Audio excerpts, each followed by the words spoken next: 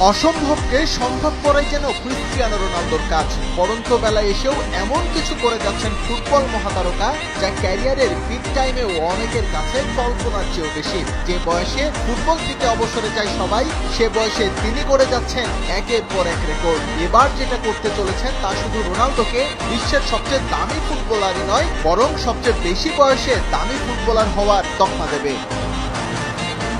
পারিশ্রমিকের record বই তছনছ করে 2023 সালে আল নাসরে যোগ দেন ক্রিস্টিয়ানো রোনালদো। চলতি মৌসুম শেষে সৌদি প্রো লিগের ক্লাবটির সঙ্গে সম্পর্ক শেষ হবে তার। বাজারে ফিসফাস আলোচনা, রোনালদো কি সৌদি আরবেই থাকছেন নাকি নতুন ঠিকানায় পাড়ি জমাবেন। যদিও বিভিন্ন সময় বিশ্বের অন্যতম সেরা ইঙ্গিত দিয়েছেন মধ্যপ্রাচ্যে ভালো আছেন তিনি। তার এই ইচ্ছাই এবার আনুষ্ঠানিক রূপ পেতে চলেছে। আল নাসরের সঙ্গে নতুন চুক্তিতে রোনালদোর বেতন বাড়ছে আরো।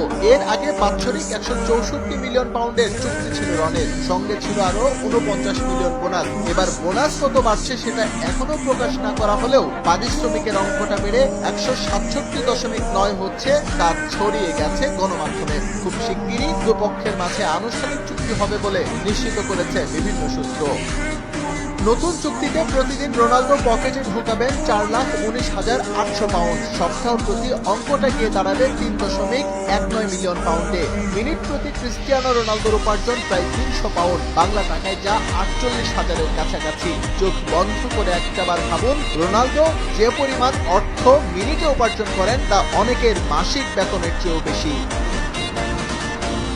সৌদি আরবে আসলেই দারুণ সময় কাটছে রোনালদোর। আল নাসর সফলতা না পেলেও ব্যক্তিগত নৈপুণ্যে রনের ধারে কাছে কেউ নেই। কদিন আগেই গ্লোব সকার অ্যাওয়ার্ডে বর্ষসেরা মধ্যপ্রাচ্যের ফুটবলার নির্বাচিত হয়েছেন পর্তুগিজ পরপুত্র। সৌদি আরবে তার প্রোফাইলটাও বেশ সমৃদ্ধ। 84 ম্যাচে 75 গোল করে তিনি ছুটছেন 1000তম গোলের মাইল ফলক স্পর্শ করতে।